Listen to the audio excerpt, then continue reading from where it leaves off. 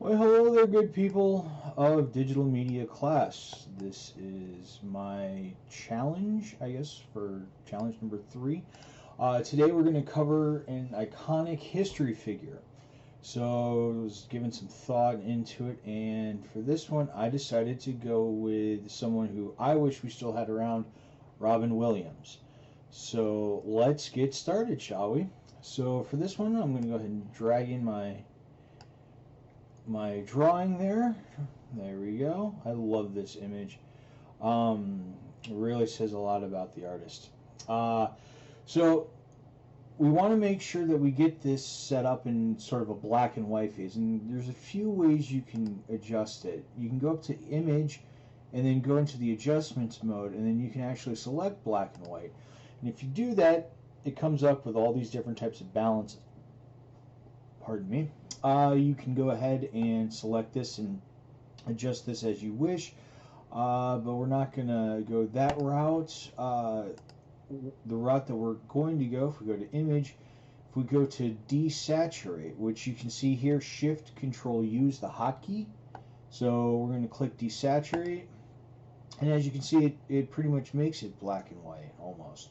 Now we can go ahead and actually dive a little deeper into the content of the image itself. And the way we do that is if we go back to our adjustments and we look at levels, which is Control L. So you click that, and as you can see here, let me drag this up here, almost all of the concentrations of pixels in this image are located here in this area, with a couple scatterings throughout here. So what I'm going to do is we want to make this almost as bright white as we can to set up a very good contrast with the blacks. So here we go. So we're going to slide the white over here like so into this area, and now we've got, if you can see here, we can actually make it darker, whoa, or lighter, and as you can see how it looks sort of fade out, almost like it's like faded and washed out. So we're going to try and create it to make it the most dynamic we can. So bring that up a little bit and then adjust it like, ooh, adjust it like so.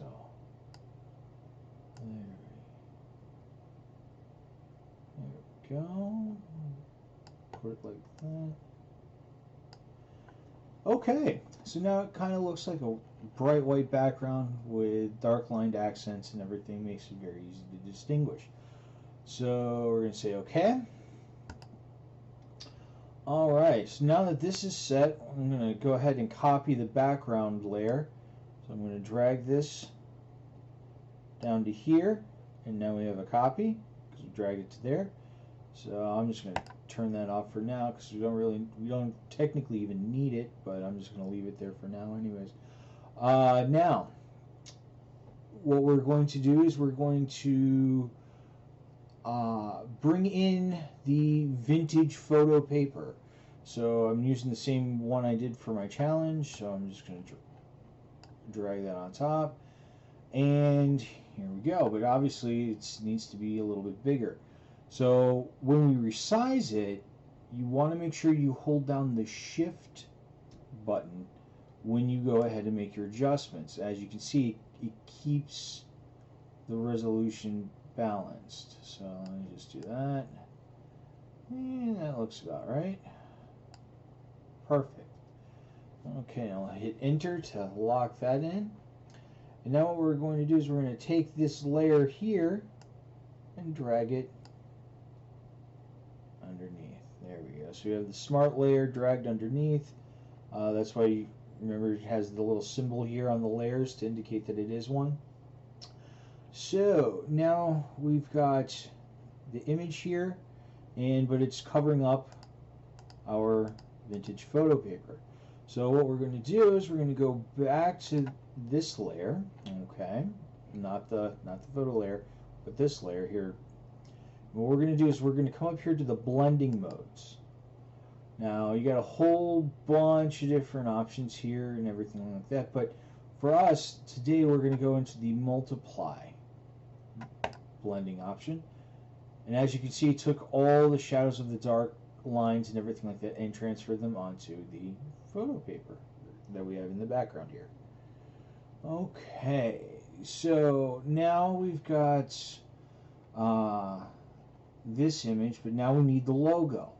So I'm going to go ahead and drag my logo in there. Look how nice that is. Wonderful. Now, my logo is a bit small, so what I'm going to do is I'm going to resize it just a little bit. I'm also going to bring in the zoom feature. As you can see, my my attempts at writing were oh so successful. So let's go ahead and select the polygonal lasso tool for this. But before we do that, we need to make sure that we have an image, a new layer over this. So let me create a new layer. Right down here it says create new layer. And now this new layer should be on top of my logo. Now let's create the polygon, or not create, but select the polygonal lasso tool, and we will start making our clicks.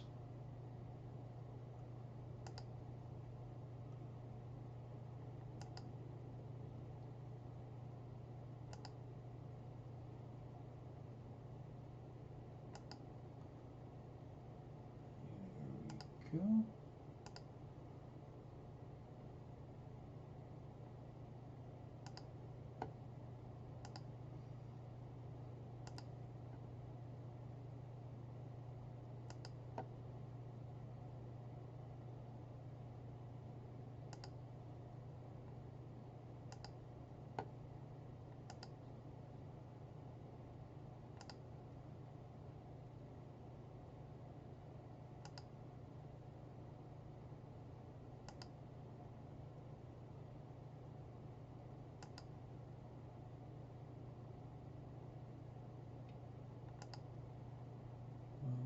Okay. Almost done. Now on curves, you're going to have to do a little bit of work in terms of making smaller clicks. Now, the true test here with the smaller clicks is that you don't click too close to one another, or else there is a good chance your loop could close. And if your loop closes, well, I hope you like clicking again, because that's exactly what you're going to have to do. Now, as you can see, there's a little circle that appears right below my cursor when I get to this area. This indicates that the loop will close if I click here. So I'm going to go ahead and do that. And as you can see, it's all clicked and selected. Now we need to get this part done. Now, if Shift adds selections to this, Alt will go ahead and take it away. As you can see, there's a little minus sign on the icon. If I let go of the Alt key, I'll go ahead and go back. See? So now let's give that a shot. So you hold Alt, you click once, release Alt, and you commence clicking.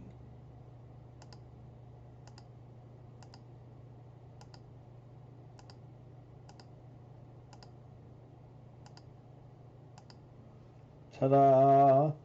Now, everything is selected. Everything is taken out that needs to be. So let's go to our paint bucket tool. Now we'll get to gradient here, but if it shows gradient, make sure you do a long click on it to change it back over to the paint bucket. And we're going to create a color to fill in our logo. Now, being that the genie's blue, I thought what better way to say tribute and thanks than use a blue color.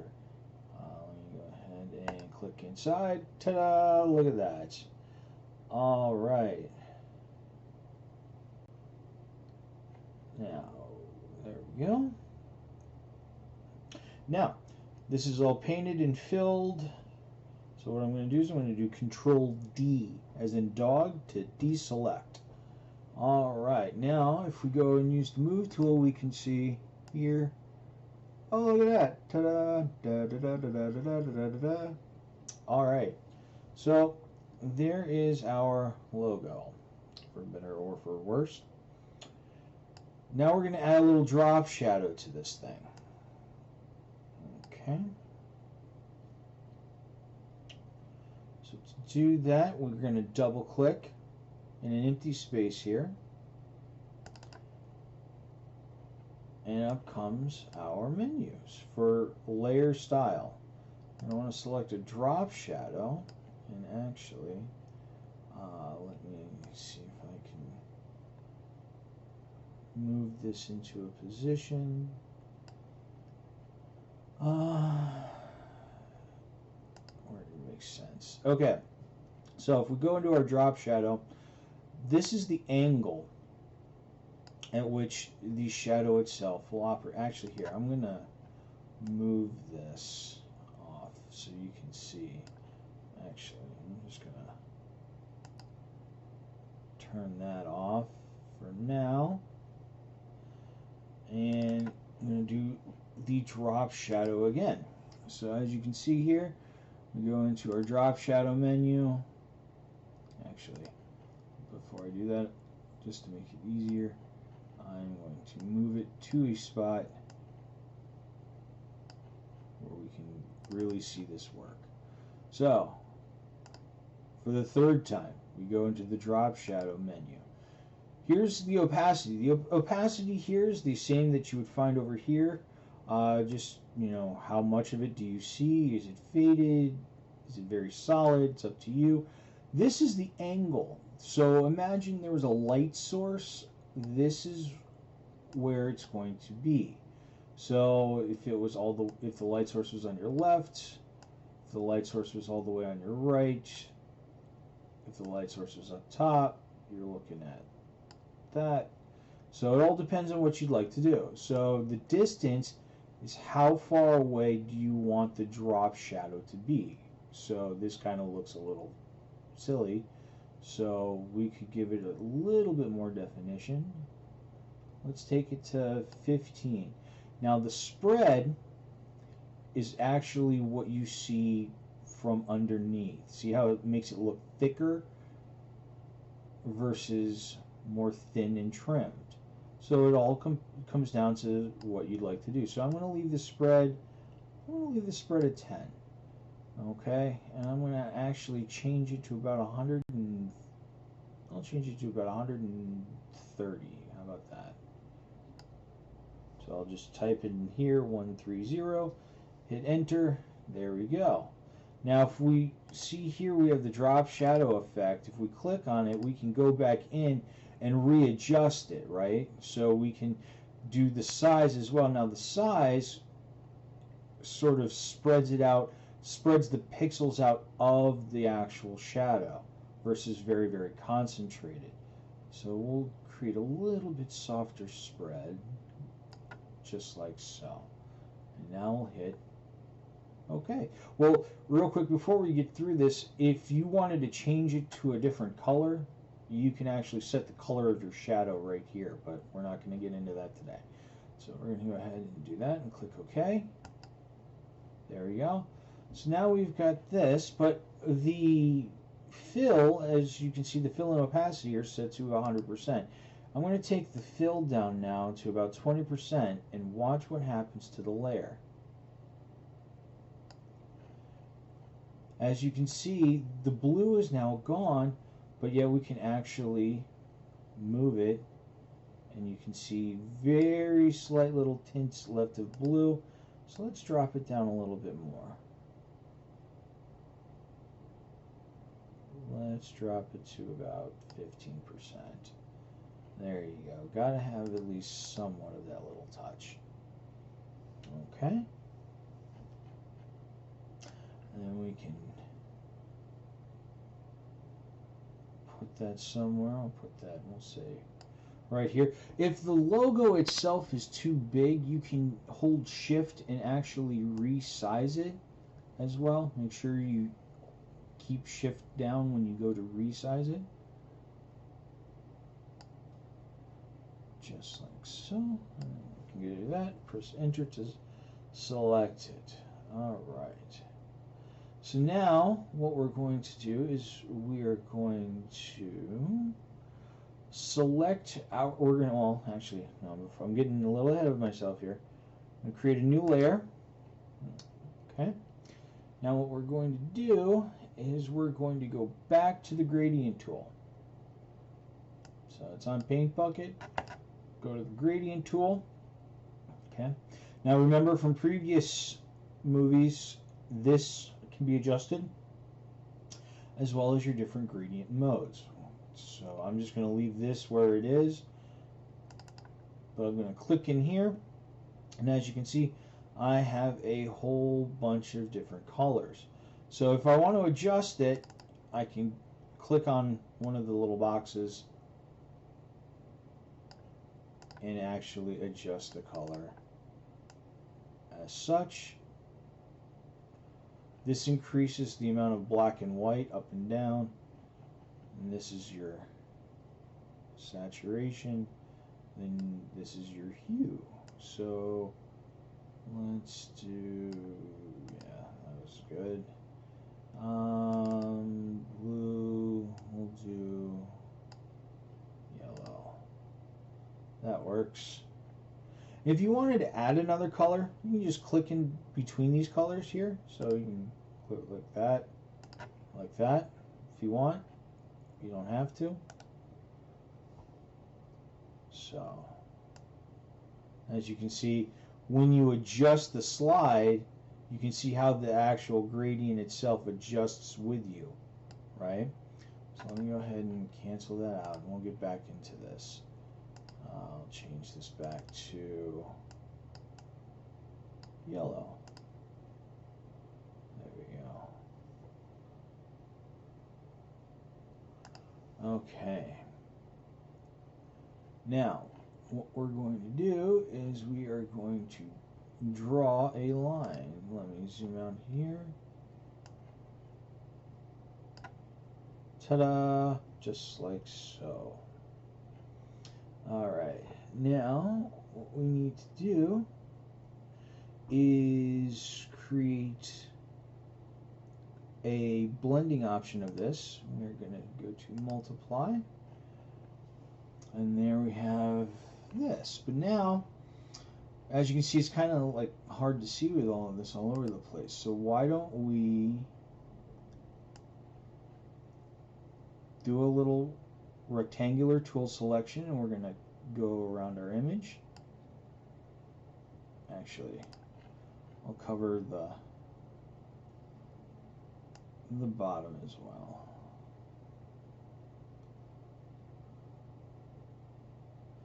Actually, no, I won't. He wouldn't want that, so I won't. So there we go. So now we're going to do that, and now we're going to layer this via cut. So we right click inside this, layer via cut. Now what we can do is change the fill of this to 0. And since we're also on this layer, why don't we do another drop shadow here? So double click in here. Let's do another drop shadow. Now you'll be able to see the distance here and everything, and the lines coming up. So let's do a little bit of distance. Take the opacity up. Size will make it a little softer. I'm going to make this spread a little bit more. Bring it in. Okay. So again, if I wanted to change the color, I'd click there and go into that, but I won't for this. And there you go. So now what we've done is as you can see, all the effects and everything from the drop shadows and the blending images and the smart images there. So now we have our layer. As you can see, it just You can see how it almost like pulls the whole the shadow with it, and that's all we need. And it's just like that. So thank you very. Oh, that's right. We need to save. So let me go and we'll do save as. We will call this challenge 3. Is this the yeah? So then save it as a PSD, and then say this as challenge 3 as a JPEG file. As you can see, there's the other files. And make this a nice file. There we go. Perfect. And now that we're all finished, we can go ahead and close on up. There we go. And just like that, we have covered our 3rd challenge lesson. So thanks everyone for coming out, and I hope you have a great weekend.